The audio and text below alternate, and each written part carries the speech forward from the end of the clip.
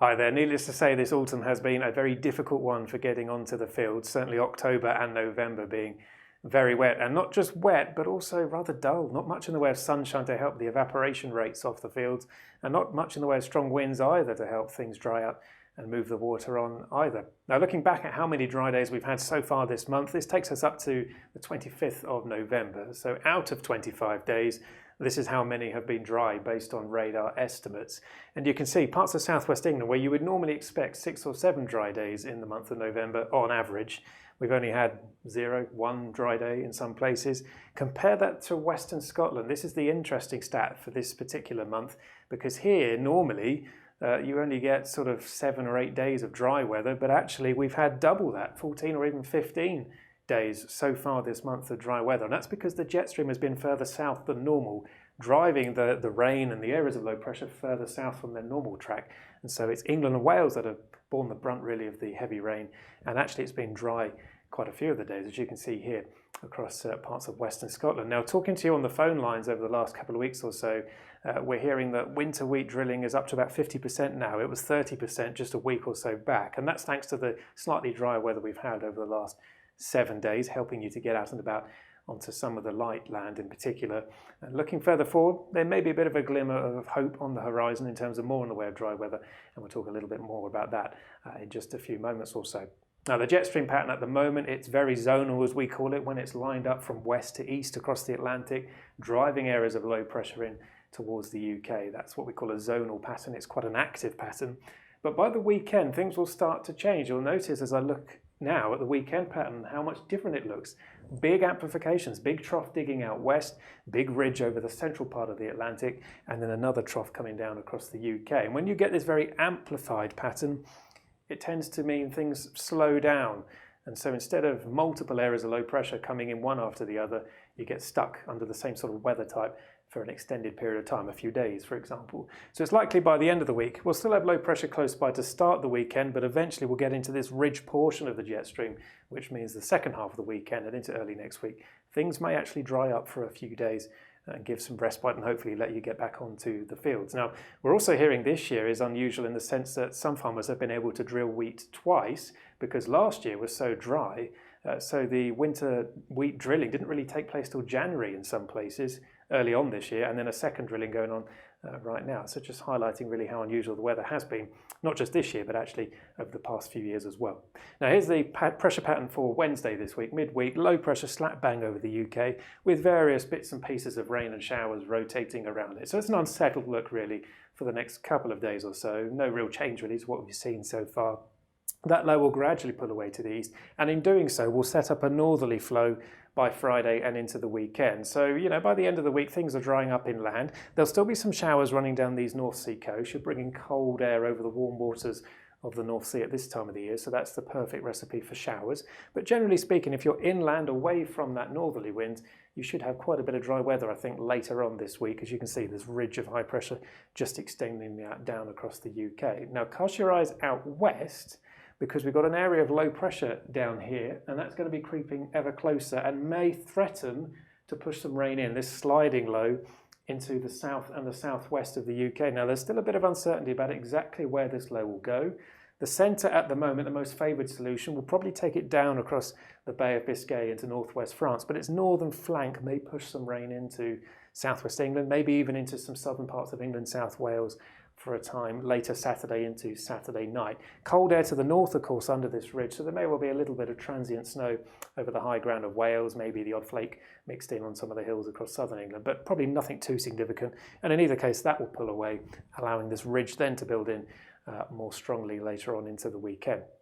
So this is the expected overall sort of pressure pattern by the beginning of next week, that high pressure having established itself right across the UK. So quite a bit of dry weather expected, but of course that high is building into cold air. So we're going to be looking at some fairly widespread frost for several nights this weekend and into the early part of next week. Now, still the risk of some showers running down some of these coasts, particularly across East Anglia and the southeast, just feeding through the English Channel, for example, and maybe 1 or 2 weak fronts drifting across the far north of Scotland. But for most, as you can see here, it is dry and probably fairly sunny underneath that ridge as well. Now skip forward to the middle of next week. It's just a general overview really of what we're expecting, but the high has sort of retreated down to the south now. So still dry conditions prevailing for most places in the southern parts of the UK, but Atlantic fronts are trying to push in from the west. So a tendency towards the middle of next week onwards for low pressure to push rain into the northwest of the UK. Some of that might slide down the eastern side of the UK as well, but generally speaking, the further south you are, the drier the conditions will tend to be, the weaker the fronts will be. So amounts of rain actually next week, probably fairly small across southern parts of the UK. But notice the isobuzz, it will be quite blustery, we think, through the middle part of next week. And then towards the end of the week, it's all changed yet again. Low pressures driving their way southeastwards across the UK. So you'll notice this is the end of next weekend, around the 8th of December. We're going back into a colder north or northwesterly flow. There'll be some wintry showers affecting the northern half of the UK. Fewer showers in the south after early rain clears away. But generally speaking, we've got that dry phase early next week, unsettled for a time, second half of next week, and then probably another shot of cold northerly winds sometime around the 8th or 9th of December by the looks of things, before perhaps the ridge tries to build back in again from the west. So, quite a bit going on over the next 10, 15 days or so. To kind of show that in a little bit more detail, that we use ensemble forecasting. If you want to know more about ensembles and how they come about, how we make them and what they show us, then just click up here and we'll put a little link there that you can see and explain the video we've made about ensemble forecasting. But what this is showing for Nottingham, for example, is the temperature of 850 millibars. That's about a mile above the ground. It gives us an idea of the type of air mass we're in, and it's not influenced by sunrise and sun going up and sun going down, for example. So what you can see here is temperatures near normal at the moment. We've got that cold shot coming in though by the end of the week. So this cold spell lasting through the weekend into the beginning of next week. And then signs are with the Atlantic coming back in, albeit in a weaker phase than it is right now, temperatures might gradually creep back up close to or even a touch above average during the latter half of next week, before we go back down into cooler conditions again. And again, you'll notice the spread is quite large by this stage, but there are some members going with quite a significant cold spell, some not quite so enthusiastic, but even the average, the red line here, takes us below average, which is this dashed black line by the time we get through to that sort of period of the 8th or 9th of December. So cold, slightly mild, but not massively so, and then back to chilly or even cold conditions once again towards the middle part of the month. Now, another thing that will be crucial, of course, over the last few weeks, it's been very dull, it's been very cloudy. We haven't had a huge amount of sunshine at all, both in October or indeed on into November as well. So there will be some welcome change, I suspect, over the next few days. This table here, also using that ensemble data, shows the solar radiation accumulated on each calendar day over the next 10 days or so. So you can see we've sort of banded them into these different bands here up the left-hand side. This is for Bedford. And what you'll see here is fairly low amounts of solar radiation for the next 2 or 3 days. But notice there is an uptick in these values by the time we get through to Friday and the weekend. Now, at this time of the year, of course, the sun is fairly weak. It's not up for very long. So in either case, your amounts of solar radiation are going to be fairly low anyway. But the clear signal here, Friday for Bedford, and also Monday, both showing up as being fairly sunny days, clean Arctic air, inland, away from the coastal showers.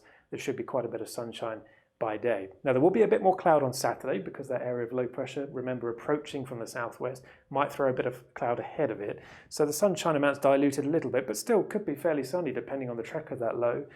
Generally a bit more cloud on Sunday because there'll be more showers coming in from the North Sea. And then again, as I say, back to sunshine by Monday before it starts to tail off again later next week as low pressure and cloud and moisture starts feeding back in again off the Atlantic. Now this kind of detail is also available on our Weatherquest portal, and not just that, there's so many other things you can see on there as well. We've got detailed 10-day forecast for you.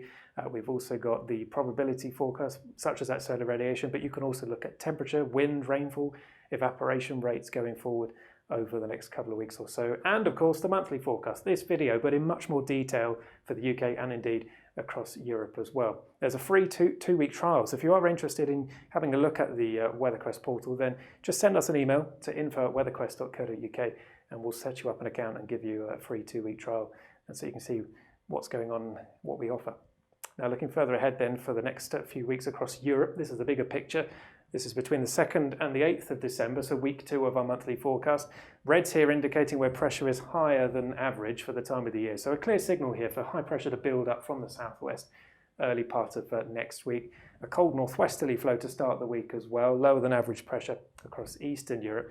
And what does that translate into temperature? Well, it means below average generally across much of Central and Western Europe. It's quite a significant cold spell here. Quite a lot of frost around, some snow for the hills and mountains across parts of Europe as well. But the higher than average temperatures, the warmer conditions being really restricted down towards the far southeast. And in terms of rainfall, it looks like a pretty unsettled wet pattern. Frequent areas of low pressure moving through, rain showers, above average rainfall for much of Central and Eastern Europe. But under that ridge further west, notice drier than normal conditions across a good chunk of Iberia and indeed across much of the UK as well, apart from the north and the northwest of Scotland, where here rainfall will probably be above average, and it could be quite a wet spell actually, with fairly persistent rain on the upslopes of western Scotland in particular.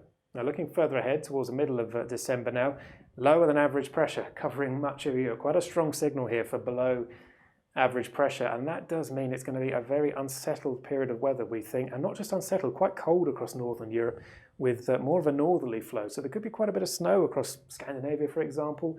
Some of the high ground of northern Britain will get perhaps a couple of snow events during this spell, as well as low pressure comes in, interacting with that cold air on its northern flank and giving some snow. But actually quite a stark contrast across central and southern Europe, where temperatures will actually be near or even above average here. So probably quite a fine line between where it's cold and where it's actually milder than average during this spell as well. And you can see clearly above average rainfall covering much of Europe here. So quite a significant wet period during this time frame. And then finally, week 4, still with that very strong signal here for below average pressure. So it's still pretty unsettled looking even through the latter stages of the middle part of December. Again, with a westerly flow off the Atlantic, things may recover temperature-wise, but still fairly chilly, I suspect, across Scandinavia and the northern half of the UK. And in terms of rainfall, again, it's above average across a good chunk of Western Europe here, perhaps something a little bit dry developing across Eastern Europe by this stage, but obviously a long way off. So in terms of the detail for the UK over the next few weeks or so, well, it's unsettled for the next few days with some rain or showers. I think it will, though, turn drier and gradually colder as we head through towards the weekend. So what does that mean? It means widespread frost by night. Some of those could be quite hard in places too.